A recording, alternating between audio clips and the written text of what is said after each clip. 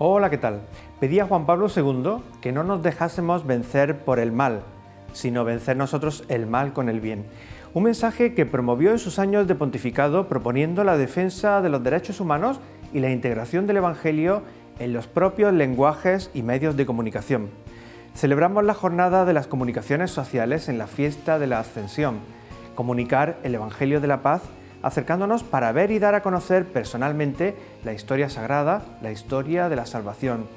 Una misión a la que se entregan los sacerdotes que ahora celebran en la diócesis sus años de ordenación, en un año difícil por la situación sanitaria. Los duros efectos económicos de la pandemia necesitan de acciones solidarias. En la India siguen luchando contra una pandemia que desborda la situación. En otras zonas es la violencia la que amenaza la paz y atenta contra los constructores de paz. Ahí sigue presente la Iglesia como una luz que promueve los derechos y trata de llegar a cada persona siguiendo el mandato de Cristo. Comenzamos.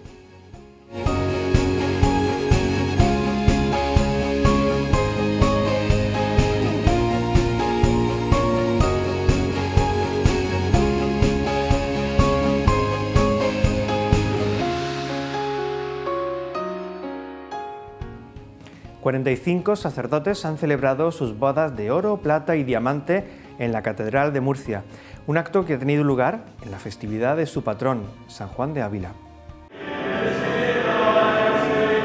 Como cada 10 de mayo, la diócesis de Cartagena celebra la festividad de San Juan de Ávila, patrón del clero secular español. Nos hemos reunido entonces con ellos para dar gracias a Dios, porque es un acontecimiento feliz, y para pedirle al Señor que les siga dando fortaleza, porque ellos para nosotros han sido un ejemplo de fidelidad.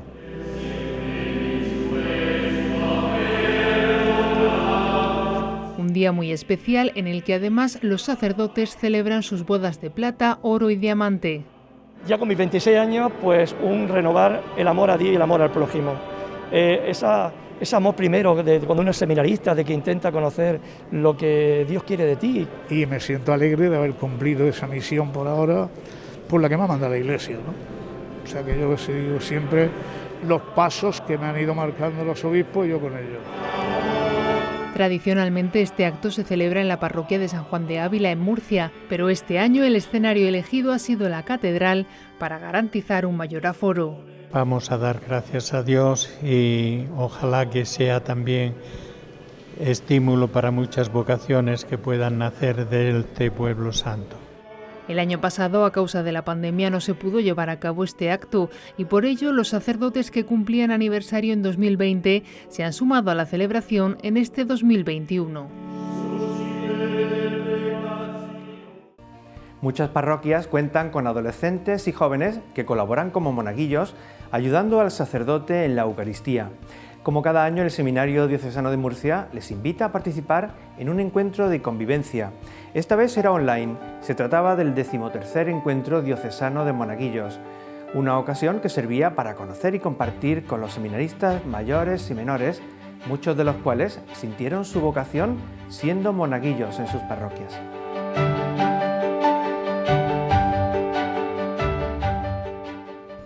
Acercarse al misterio desde las edades más tempranas.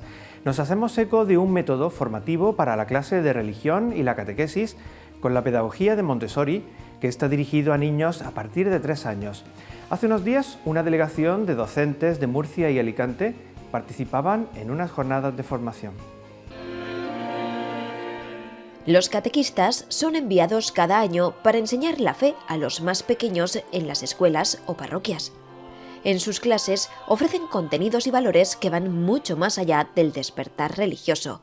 Deben llevar a sus alumnos a la experiencia de Dios y lo hacen con diferentes metodologías. Una de las más recientes es la que nos plantea Goodly Play. Goodly Play es una metodología, viene de Estados Unidos, su fundador que actualmente vive, se llama Jerome Berryman, y es una metodología que empezó hace 40 años. A su vez, él bebió de las fuentes de Montessori junto con María Cavaletti, con las catequesis del Buen Pastor. Se conoció en el 2017 a nivel nacional por parte del Departamento de Pastoral de Escuelas Católicas Nacional. Se hizo una primera formación y se vio la potencialidad y la fuerza que podía tener esto. Además, muy enraizado, por cierto, con todo lo que es el proceso de renovación teológica, litúrgica y de aplicación práctica de lo que es el Concilio Vaticano II, teniendo en cuenta el fenómeno del ecumenismo. La Conferencia Episcopal Española también, naturalmente, dio el visto bueno, y a partir de ahí se implementó la primera formación. Goodly Play se está difundiendo con rapidez por multitud de centros educativos y parroquias de toda España. Para la enseñanza de la religión es clave, también para el proyecto pastoral de los colegios también, y también, ¿por qué no?, para aquellos proyectos de aquellos centros no concertados que entiendan que la vivencia en valores es muy importante. Hubo una vez una persona que hacía cosas maravillosas. Con este método se descubre el potencial religioso del niño, despertando su interés a través de relatos que le muestran a Jesús y los sacramentos de una forma muy visual y presente. El niño en el aula específica de Goodly Play lo que hace es tener contacto directo con las historias sagradas, con las parábolas, con las acciones litúrgicas y sobre todo con otro género que es el silencio. Son historias que se toman de la Biblia, la gran mayoría, porque lo que es acción litúrgica tiene que ver con lo que hacemos y celebramos en comunidad dentro de nuestra iglesia. Y bueno, y entonces son el camino que tenemos para establecer un lenguaje común. El quinto día, Dios nos hizo el regalo de las criaturas que vuelan por el aire. Esta modalidad de catequesis se inspira en algunos aspectos de la pedagogía Montessori. Por eso, al entrar al aula, nos encontramos con un ambiente preparado y accesible al niño, a su altura, con materiales específicos elaborados en madera y diseñados para cada edad y etapa en la que se encuentre el niño. Nosotros la historia la contamos en el centro del círculo y lo hacemos intencionalmente y lo hacemos en el círculo. No nos estamos mirando a los ojos, estamos todos mirando a la historia porque lo que nos convoca es el misterio. Entonces, ¿en qué lugar queda? En el centro. Y ahora me pregunto, ¿qué parte de esta historia es la que a ti más te gustó?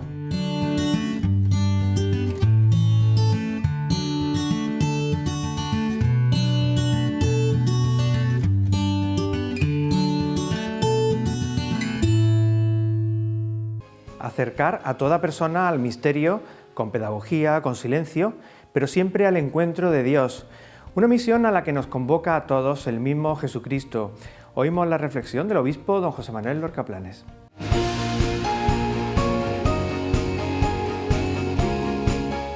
Volvemos de nuevo a encontrarnos y siempre con una alegría profunda, más en este tiempo en el que vamos a celebrar el día de la ascensión del Señor.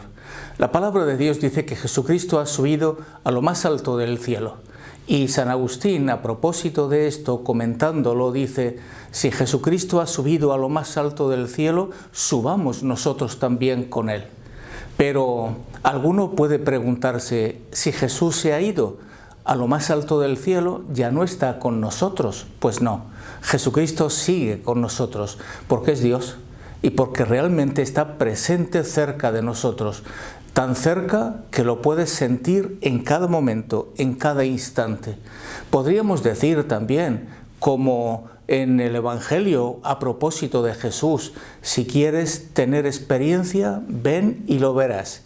Que a propósito, el Santo Padre ha utilizado este texto para conmemorar las jornadas de comunicación social que estamos celebrando precisamente en este día. Desde aquí un saludo especialísimo a todos los periodistas y a todos los que se encargan de la comunicación, para que podamos vivir de acuerdo con los criterios que Jesús nos ha dado. ¿Dónde se asienta nuestra vida? Como creyentes. Bueno, pues acabamos de terminar el tiempo de Pascua. Estamos viviendo la experiencia del encuentro con el Señor. Pues sigamos con esta experiencia que Jesús nos enseñó. Estar cerca de Jesús es estar cerca de la verdad. Anunciemos la verdad, proclamemos el reino de Dios, pero sobre todo, después de haber experimentado el encuentro con el Señor, que salgamos no solo convencidos de que la verdad es nuestra bandera, sino la alegría que viene como consecuencia de haberte encontrado con el Señor del cielo y de la tierra. Por eso, queridos amigos, hermanos, vivamos esta experiencia del encuentro del Señor con deseos de seguir caminando, no detener el camino, porque Cristo está con nosotros. Caminar y anunciar y proclamar siempre la verdad. Por eso el oficio, la vocación de unos comunicadores no puede ser otro sino el que hemos aprendido también de nuestro Señor. Jesús ha sido el mejor comunicador, nos ha hablado del Padre, nos ha acercado al corazón misericordioso de Dios y nos ha dicho que donde están nuestras debilidades no hay problema, que Dios está con nosotros y nos ayuda para salir de ellas. Y el Señor nos acerca a la verdad, a la justicia y al amor. Pues adelante, que practiquemos y vivamos esta experiencia con un gran gozo, con una llamada especial a la obediencia. Pues que en este día de la ascensión de nuestro Señor salgamos con la ilusión y con la esperanza de saber que no vamos a estar solos, nos lo ha dicho el Señor, sino que nos ha prometido la fuerza del Espíritu Santo para seguir adelante con ilusión y con esperanza. Muchas felicidades a todos, especialmente a los que os dedicáis a los medios de comunicación y a todos vosotros, hermanos. Que Dios os bendiga.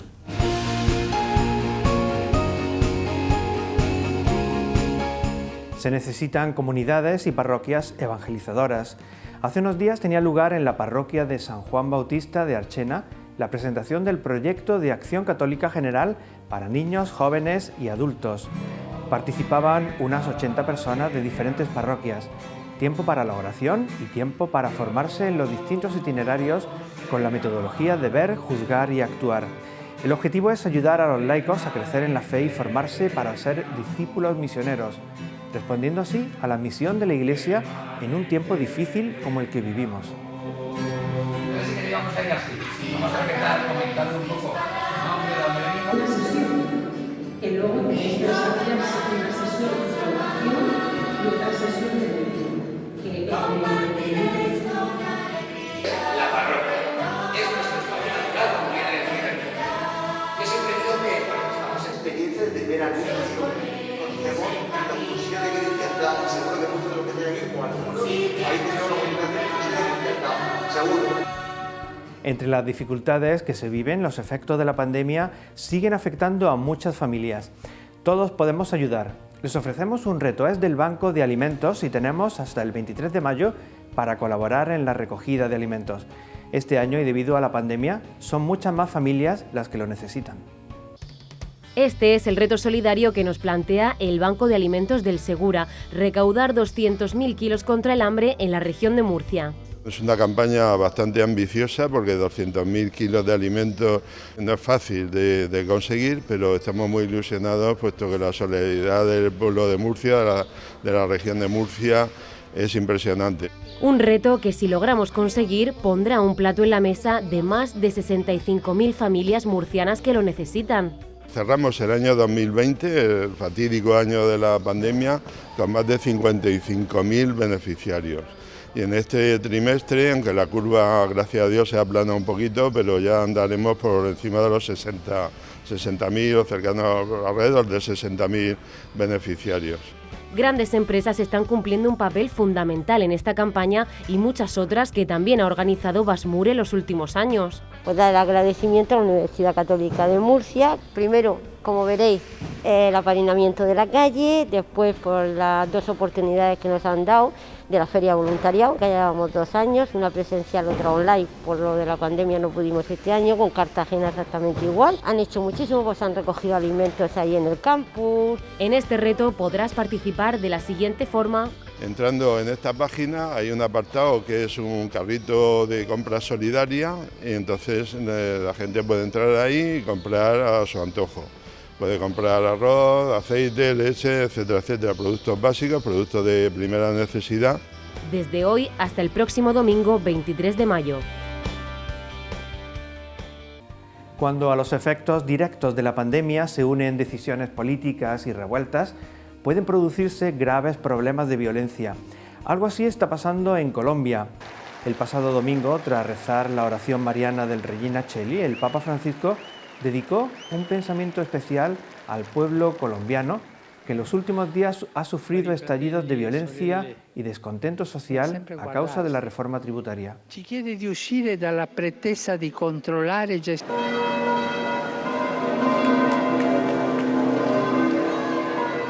Anche voglio esprimere la mia preoccupazione per le tensioni e gli scontri violenti in Colombia che hanno provocato morti e feriti. Sono tanti colombiani qui, preghiamo per la vostra patria. Una situación, la de Colombia, que sigue descontrolada. La Iglesia y diferentes instituciones piden una vuelta al diálogo. Sobre las causas de lo que allí están viviendo hemos hablado con la presidenta de la Asociación de Residentes Colombianos en Murcia. Colombia enfrenta una compleja situación social tras la polémica reforma fiscal impulsada por el gobierno de Iván Duque. Allá hay un caos absoluto que no sé de qué se trata, porque las marchas empezaron pacíficas protestando contra la reforma tributaria, porque no es el momento de hacer esa reforma, aunque tiene sus causas. Causas económicas derivadas de un costoso proceso de paz unido a los efectos de la pandemia. Había un desfalco muy grande porque a raíz de la negociación de paz se gastó mucho dinero. Vino la pandemia, entonces tuvieron que gastar dinero en ayudar a los que necesitaban. ¿Y cómo se consigue el dinero en un país con impuestos? Pero no era el momento. La reforma tributaria derivó en episodios de violencia que han costado la vida a decenas de personas, mientras que más de 1000 han resultado heridas. La situación se ha complicado y ahora mismo reina el caos y son muchas las familias que están sufriendo las consecuencias de estas disputas. Todos están muy tristes, pero están muy bipolarizados. Porque hay unos que hay que tumbar al presidente, que hay que apoyar las marchas, que no sé qué. Otros dicen, no, a punta de violencia no se arreglan las cosas. En medio de la tensa situación, los obispos colombianos han rechazado la violencia y los actos de vandalismo. Sentimos y entendemos esas necesidades justas mientras se reclamen por el legítimo camino de la manifestación social, con el respeto del bien público y privado, pero también hacemos un llamado a las autoridades a respetar y salvaguardar el derecho a la vida de los manifestantes, al no exceder el uso de la fuerza. Una violencia que deslegitima cualquier fin social o político. Porque a mí me duelen todos los muertos, del lado que sean, son colombianos y la vida es sagrada. Yo pienso que la vida, nadie tiene derecho a quitarle la vida a otro. Entonces, me parece muy triste lo que está pasando. Yo pienso que si esto no lo detienen con la ayuda internacional y con alguien que tenga poder para parar esto va a ir a peor. Preocupación e insistencia para avanzar hacia la reconciliación nacional sin caer en la trampa de la violencia. Pediría que hubiera diálogo. Yo me puse muy contenta cuando escuché en las redes sociales que el presidente había convocado a todos los manifestantes, pues a los representantes de los manifestantes, a que se sentaran a conversar. Es necesario que se escuche a todos los sectores de la sociedad, no solo a pequeños grupos. Y finalmente, en este bloqueo que se está dando por las principales vías del país, estamos solicitando a los líderes del paro que se mantengan canales humanitarios, corredores humanitarios, para que en medio de esta pandemia se permita el paso de ambulancias con traslado de pacientes en situaciones críticas, el acceso y el ingreso de vacunas, del oxígeno a las diferentes ciudades. La Iglesia y muchas asociaciones piden que se promueva una comisión humanitaria para superar este momento de tensión. La misión de la Iglesia por todo el mundo a veces es víctima de la violencia. En Sudán del Sur, hace unos días, el obispo italiano Cristian Carlasare era atacado por un grupo de violentos. Cristian Carlasare se está recuperando en Nairobi, y es que el domingo 26 de abril varios desconocidos entraron en su casa en Rumbek, Sudán del Sur, y le dispararon 4 tiros. Tardaré un poco en volver a caminar con mis propias piernas, pero os aseguro que volveré y estaré con vosotros. Por favor, estemos unidos en la oración. Estemos unidos con todo nuestro corazón para mantener el perdón en nuestra comunidad y poder buscar la justicia con el mismo corazón de Dios. Solo un corazón misericordioso puede enseñar la paz y puede enseñar la misericordia. Dijo inmediatamente que si lo que querían con el atentado era intimidarle, han conseguido el efecto contrario. Lo que ha ocurrido le motiva aún más a reiterar su disponibilidad y su firme intención de servir. El Papa nombró hace pocas semanas al misionero Cristian Carlasare, obispo de esta diócesis en el centro de Sudán del Sur, una diócesis que lleva 10 años sin obispo. Para Daniel Giusti, la llegada de un obispo era una luz de esperanza para el pueblo. Le han mostrado de muchos modos tanto cariño como miedo al futuro, porque han visto este atentado como un ataque contra esa esperanza de que renazca la diócesis. La policía de Sudán del Sur está interrogando a sospechosos del atentado, entre ellos laicos e incluso un sacerdote de la diócesis. Aunque no está claro por qué lo hicieron, podría esconder también motivos tribales. Mientras que en España y en gran parte de Europa ya ha comenzado la desescalada ante la pandemia, en la India la situación es dramática. El país asiático está batiendo récords de contagios y fallecimientos. Allí también se encuentran ayudando a los misioneros. El virus está causando estragos en la India. La situación es crítica. El país asiático está registrando cifras récord de contagios y fallecimientos día tras día.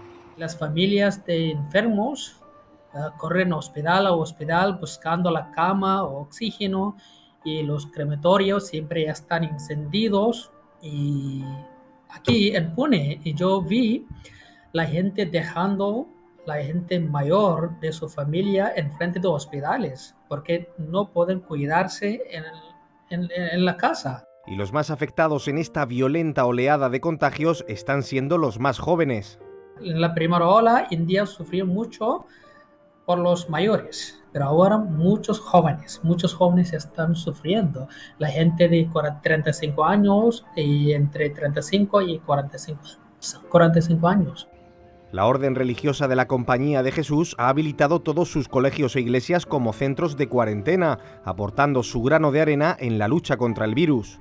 En la India, la iglesia hace mucho trabajo en salud y también trabajo social. Y ahora también muchos sacerdotes, muchas religiosas también están afectados por esta pandemia. Pero siempre la iglesia está ayudando a la gente, aunque somos menos 2% de la población de la India y los católicos menos 1%, pero estamos haciendo un trabajo enorme. El virus está doblegando el frágil sistema sanitario del país.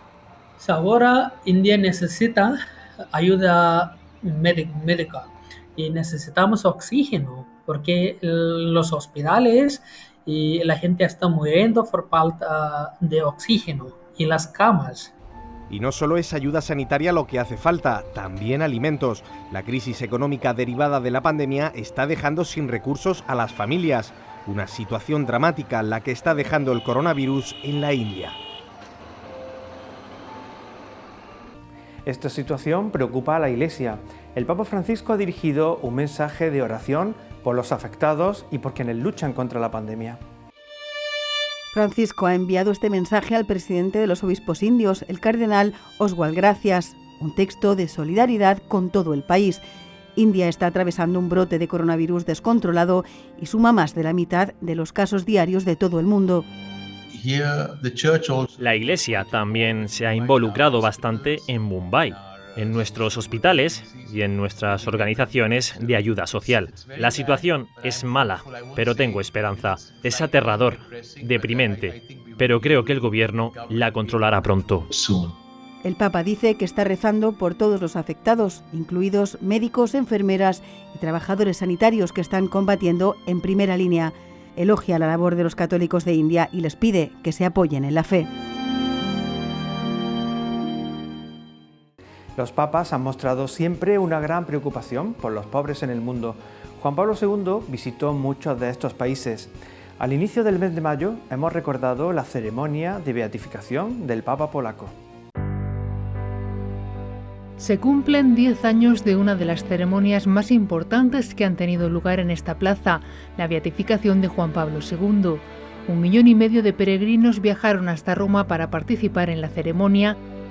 Vengo porque he sentido algo maravilloso y las 2 veces que estuve cerca de él, sí me dio una impresión preciosa. Muchos acamparon cerca de la plaza de San Pedro para ser los primeros en entrar. A las 5 de la mañana la policía comenzó a permitir la entrada. En poco tiempo, cientos de miles de peregrinos abarrotaron los alrededores del Vaticano.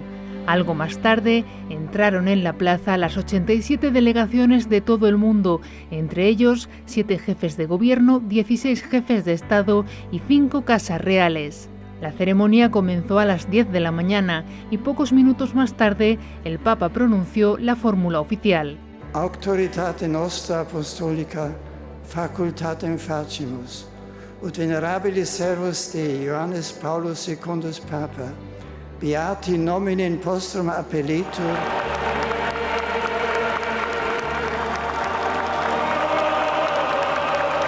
Luego la religiosa polaca que cuidó a Juan Pablo II hasta su muerte y la monja francesa curada milagrosamente de Parkinson por intercesión de Juan Pablo II acercaron a Benedicto XVI una reliquia de Juan Pablo II. Tras la misa, el Papa y los cardenales rezaron ante el féretro del nuevo beato. También cientos de miles de peregrinos pudieron acercarse. Unos días más tarde, los restos de Juan Pablo II fueron trasladados definitivamente a la capilla de San Sebastián, dentro de la Basílica de San Pedro, donde aún reposan. Desde entonces, este lugar se ha convertido en uno de los más visitados del Vaticano. Y llegamos al final de este programa. Somos llamados a ir por el mundo, incluso arriesgando la vida para comunicar el Evangelio. Sacerdotes, misioneros y laicos que desde la fe en Dios Trinidad dan el paso para que la luz de la fe siga iluminando al hombre de hoy, angustiado por la violencia, el hambre o la pandemia. Queremos despedirnos hoy con las imágenes del juramento de los nuevos reclutas de la Guardia Suiza. 34 nuevos reclutas que juraban con la mano izquierda sobre la bandera de la Guardia mientras alzan 3 dedos para poner como testigo a la Santísima Trinidad. Nosotros nos vemos la semana que viene. Sean felices.